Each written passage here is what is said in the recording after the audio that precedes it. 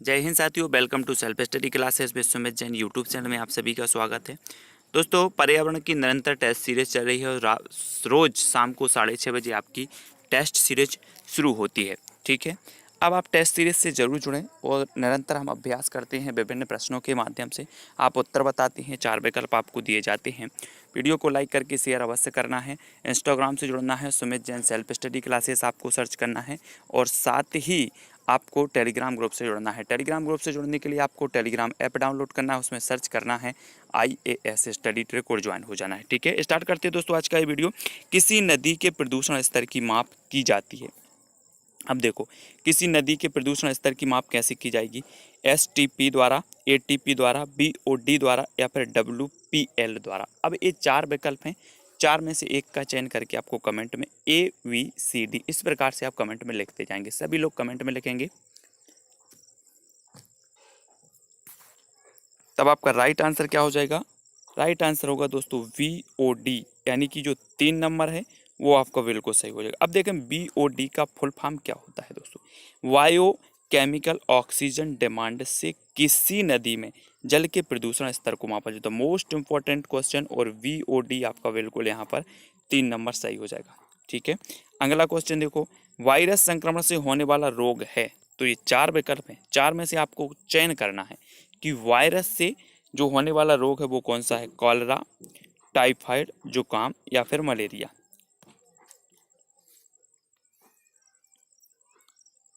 तो आपका बिल्कुल सही आंसर क्या होगा? जुकाम। जुकाम यानी कि जो विकल्प नंबर आपका 3 है वो सही होगा, है ना। जुकाम वायरस से होने वाला संक्रमण है, जबकि टाइफाइड, कॉलरा तथा मलेरिया जल जनित रोग हैं। जुकाम ऊपरी श्वसन तंत्र का आसानी से फैलने वाला संक्रामक रोग है।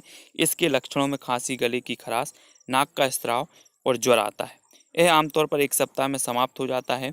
इसका मुख्य विषाणु राइनो वायरस है। ठीक है, राइनो वायरस इसका मुख्य विषाणु माना जाता है। और ये जुकाम जो है वो कैसे फैलता है? वायरस से फैलता है। अगला क्वेश्चन देख लेते हैं, भारत में कृषि को प्रभावित करने वाला मौसम का सबसे महत्वपूर्ण तत्व कौन सा है? आर्द्रता, तापमान, पवन या फिर वृष्टि। भारत में कृषि को प्रभावित करने वाला जो है मौसम का सबसे महत्वपूर्ण तत्व बताना है।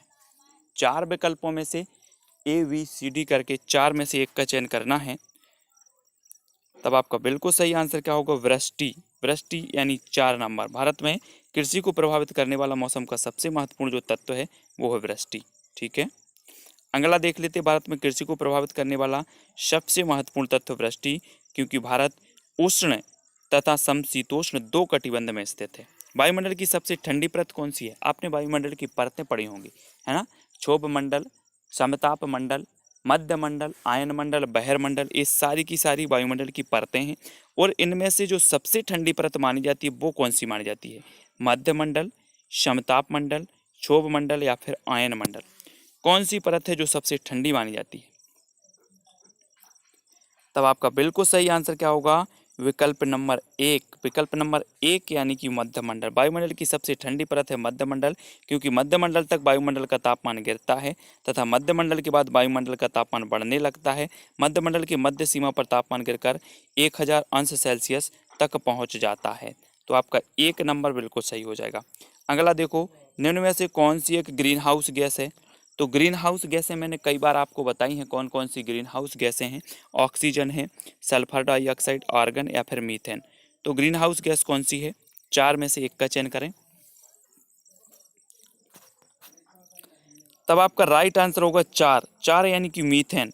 ग्रीन हाउस गैस मानी जाती है मीथेन, और 4 नंबर बिल्कुल सही है। ठीक है, ग्रीन हाउस गैस वे गैसें हैं जो पृथ्वी के तापमान को बढ़ाने में सहायक होती हैं।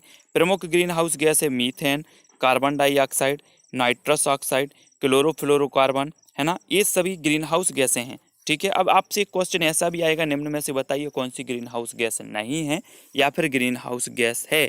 तब आपको पूरी की पूरी ग्रीन हाउस गैसें हैं वो याद होनी चाहिए। ठीक है, भारत में प्रोजेक्ट टाइगर की शुरुआत हुई है तो कब हुई? 1982 में, 1973 में, 1992 में, 1996 में। भारत में प्रोजेक्ट टाइगर की शुरुआत कब हुई? तो जल्दी से कमेंट में लिखें। और प्रश्न क्रमांक 7 का आपका बिल्कुल सही आंसर होगा 1973, 2 नंबर। अब एक चीज और बताना दोस्तों, चिपको आंदोलन की शुरुआत कब हुई? चिपको आंदोलन की शुरुआत आपको कमेंट में लिखना है कब हुई। भारत में प्रोजेक्ट टाइगर की शुरुआत तो 1973 में हुई। बाघों की घटती संख्या को रोकने तथा बाघों के संरक्षण के लिए भारत सरकार द्वारा 1 अप्रैल 1973 को प्रोजेक्ट टाइगर की शुरुआत की गई। इस प्रोजेक्ट की जो शुरुआत है जिम कॉर्बेट नेशनल पार्क में की गई थी। तो ये चीज़ आपको याद रखनी है। पृथ्वी तल पर उस काल्पनिक रेखा को क्या कहते हैं जो 1800 मेरिडियम यम उत्तर पर खींची है। तो आपको बताना है उसे कर्क रेखा कहा जाता है, अंतर्राष्ट्रीय तिथि रेखा कहा जाता है, विषुवत रेखा या फिर प्रधान यमयोत्तर रेखा कहा जाता है। प्रश्न क्रमांक 8, 4 विकल्प हैं, 4 में से एक का चयन करके आपको ABCD करके इस प्रकार से उत्तर बताना है। तो आपका बिल्कुल सही आंसर होगा 2, यानी कि अंतर्राष्ट्रीय तिथि रेखा 2 नंबर। ठीक है, पृथ्वी तल पर 1800 मेरिडियन यमयोत्तर रेखा जो काल्पनिक रेखा है उसे अंतर्राष्ट्रीय तिथि रेखा कहते हैं। इस रेखा से पृथ्वी को पूर्वी एवं पश्चिमी देशांतर क्षेत्र में बांटा गया है। ठीक है, अगला देखो, निम्नलिखित में से किस राज्य में गल्फ ऑफ मन्नार मेरिन राष्ट्रीय पार्क स्थित है। तो किस राज्य में है, तो तमिलनाडु में, गुजरात, अंडमान द्वीप में या पश्चिम बंगाल में, कहाँ पर है गल्फ ऑफ मन्नार मेरिन राष्ट्रीय जो पार्क है वो कहाँ पर स्थित है। प्रश्न क्रमांक 9 का उत्तर बिल्कुल सही होगा तमिलनाडु, 1 नंबर। ठीक है, गल्फ ऑफ मन्नार जो है कि खाड़ी में स्थित राष्ट्रीय पार्क भारत के तमिलनाडु राज्य में स्थित है। यह उथले पानी की खाड़ी है जो हिंद महासागर में लक्षद्वीप सागर के एक भाग का निर्माण करती है। भारत के रामेश्वरम द्वीप से लेकर श्रीलंका के मन्नार द्वीप तक स्थित है। यह भारत का दूसरा सबसे बड़ा वायु रिजर्व भी है। ठीक है, तो आपका 1 नंबर बिल्कुल सही होगा गल्फ ऑफ मन्नार। ठीक है, जनगणना 2011 के अनुसार भारत में लिंगानुपात है तो कितना है, जल्दी से बताएं, 4 विकल्प हैं, 2011 के अनुसार बताना है। तो 11 के अनुसार आपका बिल्कुल सही आंसर क्या होगा, 1000 पुरुषों पर 940 महिलाएं, यानी 2 नंबर आपका सही हो जाएगा। ठीक है, 2011 की जनगणना के अनुसार भारत में स्त्री पुरुष लिंगानुपात 943 है ना। तो 943 1000 940 या 43, इस पर 40 यहाँ पर दिया है उत्तर विकल्प नंबर 2 में। ठीक है, तो याद रखना, निम्न में से किस एक प्राणी को किसान का मित्र कहा जाता है। केंचुआ को, चींटी को, मधुमक्खी या फिर तितली को। किस एक प्राणी को किसान का मित्र कहा जाता है। तब आपका बिल्कुल सही आंसर क्या होगा, केंचुआ। केंचुआ को किसान का मित्र कहा जाता है। ठीक है, केंचुआ आपका सही होगा। केंचुआ को किसानों का मित्र कहा जाता है क्योंकि केंचुआ नीचे की मिट्टी को ऊपरी सतह लाने का कार्य करता है जिससे मिट्टी अधिक उपजाऊ हो जाती है।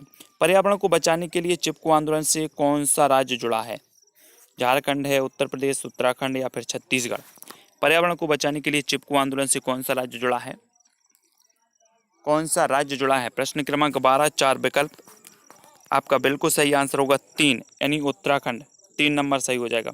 ठीक है, चिपको आंदोलन की शुरुआत वृक्षों के कटाव के विरुद्ध प्रसिद्ध पर्यावरण सुंदरलाल बहुगुणा तथा चंडी प्रसाद भट्ट के नेतृत्व में उत्तराखंड के चमोली जिले में की गई थी। इस आंदोलन को 1973 में प्रारंभ किया गया था। ठीक है, तो आपका बिल्कुल सही आंसर क्या होगा, उत्तराखंड। और जीवों के व्यवहार का अध्ययन किया जाता है, जीवों के व्यवहार, नियोलॉजी में, इटियोलॉजी में, इथोलॉजी या फिर डेमोलॉजी, ये 4 विकल्प हैं। जीवों के व्यवहार का अध्ययन किस में किया जाता है। कि आपके पास भी 4 सेकंड है और 4 विकल्प भी हैं। तो आपका राइट आंसर क्या होगा, आंसर हो जाएगा दोस्तों विकल्प नंबर 3, यानी इथोलॉजी। जीवों के व्यवहार का अध्ययन कहलाता है इथोलॉजी, 3 नंबर। विज्ञान के इथोलॉजी विषय के अंतर्गत जीवों के व्यवहार का अध्ययन किया जाता है। नियोलॉजी विषय के अंतर्गत तंत्रिका तंत्र से संबंधित रोगों का अध्ययन किया जाता है। समुद्री शैवाल किसका महत्वपूर्ण स्रोत हैं। समुद्री शैवाल ब्रोमीन का, क्लोरीन का, आयोडीन का या फिर लोहे का। समुद्री शैवाल किसका महत्वपूर्ण स्रोत हैं। प्रश्न क्रमांक 14 का उत्तर बताना है और 14 का आंसर आपका हो जाएगा आयोडीन। आयोडीन यानी कि 3 नंबर आपका सही होगा। ठीक है, समुद्री शैवाल आयोडीन के प्रमुख स्रोत माने जाते हैं। इसकी कमी से ग्वाइटर या घेंगा रोग हो जाता है जिसमें थायराइड ग्रंथि में सूजन आ जाती है। समुद्री शैवालों में आयोडीन की प्रचुरता वाले शैवाल नेमेरिया या सिवार हैं। यह व्यापक रूप से चिकित्सा में प्रयोग किया जाता है। ठीक है, सैक या लाइकेन है तो क्या है, रसायन स्वपोषी हैं, परजीवी हैं, अपघटक हैं या सहजीवी। लाइकेन क्या है, जिन्हें सैक भी कहा जाता है। प्रश्न क्रमांक 15, तो सैक भी आपको याद रख लेना है, तो जल्दी से बताएं। उत्तर आपका क्या हो जाएगा? उत्तर होगा विकल्प नंबर 4 सहजीवी। ठीक है, ऐसे जंतु पौधे साथ रहकर एक दूसरे को लाभ पहुंचाते हैं वे सहजीवी कहे जाते हैं। राइबोसोम से प्रमुख सहजीवी हैं। वास्तव में लाइकेन निम्न श्रेणी की ऐसी छोटी वनस्पतियों का एक समूह है जो विभिन्न प्रकारों के आधारों पर उगे हुए पाए जाते हैं। इन आधारों वृक्षों की पत्तियां, प्राचीन दीवारें, भूतल, चट्टान और शिलाएं मुख्य हैं। शैवाल बहुरंगी होते हैं। लाइकेन दो वनस्पतियों का समूह है जिसमें एक शैवाल और एक कवक होता है जो सहचर पर आधारित है। ठीक है, तो आपको याद रख लेना है। अगला देखो, सीएनजी का ईंधन के रूप में किसमें इस्तेमाल होता है? सीएनजी का उद्योगों में, वाहनों में, खाना बनाने में, वाहनों एवं उद्योगों में। तो सीएनजी का ईंधन के रूप में किसमें इस्तेमाल होता है? प्रश्न क्रमांक 16। तब आपका बिल्कुल सही आंसर होगा 4, वाहनों के उद्योगों में, वाहनों एवं उद्योगों में सीएनजी। ठीक है, सीएनजी कंप्रेस्ड नेचुरल गैस का उपयोग वाहनों एवं उद्योगों में ईंधन के रूप में किया जाता है। पर्यावरण जागरूकता का किसके द्वारा सृजन किया जा सकता है? क्षेत्रीय भ्रमण, व्याख्यान, समूह वार्तालाप या अध्ययन। किसके द्वारा सृजन किया जाता है पर्यावरण जागरूकता का? तो आपका बिल्कुल सही आंसर क्या होगा? क्षेत्रीय भ्रमण। विद्यार्थियों में पर्यावरण जागरूकता का सृजन करने के लिए उनको क्षेत्रीय भ्रमण कराना चाहिए, जिसके तहत उनको वास्तविक पर्यावरण व मानव जीवन में उनकी उपयोगिता का ज्ञान होगा। पर्यावरण संरक्षण के लिए भी प्रोत्साहित होंगे। ठीक है, तो 1 नंबर आपका सही होगा। एलपीजी किसका संक्षिप्त रूप है? लोक पैसेंजर गाड़ी का, लो पेड गैस का, लिक्विफाइड पेट्रोलियम गैस का, या फिर लोकल पेट्रोलियम गैस का? एलपीजी। तो आपका प्रश्न क्रमांक 18 है और आपने बिल्कुल सही आंसर बताया, विकल्प number 3 liquefied petroleum gas. 3 number सही हो जाएगा। अगला है एलपीजी द्रवित पेट्रोलियम गैस, है ना। लिक्विफाइड पेट्रोलियम गैस का प्रयोग घरेलू ईंधन के रूप में किया जाता है। एलपीजी के मुख्य अवयव हैं ब्यूटेन और प्रोपेन। ये भी पूछे जाते हैं। निम्न में से बताइए एलपीजी के मुख्य अवयव कौन से? तो ब्यूटेन और प्रोपेन है। आजकल एलपीजी शीतलक के रूप में भी सीएफसी क्लोरोफ्लोरोकार्बन के स्थान पर क्रमशः आधिकारिक प्रयुक्त होने लगी है। तो पृथ्वी पर पहुंचने से पहले ओजोन परत किन किरणों को अवशोषित करती है? एक्स किरणों को, गामा किरणों को, पराबैंगनी किरणों को, या बीटा किरणों को? एक भी क्वेश्चन आपका गलत नहीं होना चाहिए इन प्रश्नों में, क्योंकि बहुत सारा अभ्यास अपन कर चुके हैं, बहुत सारे वीडियो के माध्यम से हमने अध्ययन किया है। और आपका बिल्कुल सही आंसर होगा पराबैंगनी किरणें। ठीक है, सूर्य से आने वाली अल्ट्रावायलेट किरणें या फिर पराबैंगनी किरणों को ओजोन परत द्वारा अवशोषित कर लिया जाता है, जिससे ये किरणें पृथ्वी तक नहीं पहुंच पाती। ओजोन परत की सांद्रता डॉप्सन इकाई द्वारा मापी जाती है। कौन सी? डॉप्सन। ठीक है, चमगादड़ स्तनधारी है क्योंकि वह रात्रिचर है, उड़ता है, शाकाहारी या बच्चे देता है। क्यों है स्तनधारी? स्तनधारी क्यों कहा जाता है? तो प्रश्न क्रमांक 20 का उत्तर आपका होगा विकल्प नंबर 4। 4 यानी कि क्योंकि क्या देता है? बच्चे देता है। चमगादड़ स्तनधारी है क्योंकि ये बच्चे देते। जीव विज्ञान में चमगादड़ को स्तनधारी वर्ग में रखा है क्योंकि चमगादड़ बच्चे को जन्म देती है तथा उन्हें दूध पिलाती है। चमगादड़ एक रात्रिचर प्राणी है। ठीक है, तो 4 नंबर आपका बिल्कुल सही होगा। वीडियो को दोस्तों लाइक जरूर कर लेना है। यहाँ पर हमारे 20 प्रश्न पूरे कंप्लीट होते हैं। रोज 20 प्रश्नों पर हम चर्चा करते हैं पर्यावरण की, शाम को 6:30 बजे। ठीक है, तो इसी प्रकार से आपको जुड़े रहना है, वीडियो को लाइक करना है। अगर कोई भी कहीं डाउट लगता है प्रश्न में तो मैंने व्हाट्सअप नंबर भी दिया है, व्हाट्सअप पे पूछें। और इंस्टाग्राम में जुड़ने के लिए आपको Sumit Jain self study classes search करना है, फेसबुक में सर्च करना है सुमित जैन। ठीक है, और अपना एक टेलीग्राम ग्रुप है, तो टेलीग्राम ग्रुप से जुड़ने के लिए आपको IAS स्टडी ट्रिक सर्च करना है और ज्वाइन हो जाना है। सभी लोग वीडियो को लाइक करेंगे। कोई भी डाउट लगता है तो कमेंट में भी लिख सकते हैं। ठीक है, वीडियो को शेयर भी करना है व्हाट्सएप और फेसबुक के माध्यम से, और प्लेलिस्ट में जाकर के अवश्य देखना है बाल विकास के वीडियो। ठीक है, और पर्यावरण की वीडियो, ऐसे अनेकों वीडियो आपके लिए उपलब्ध हैं। ठीक है, वीडियो कैसा लगा कमेंट के माध्यम से बताएं। आज के लिए बस इतना ही। जय हिंद।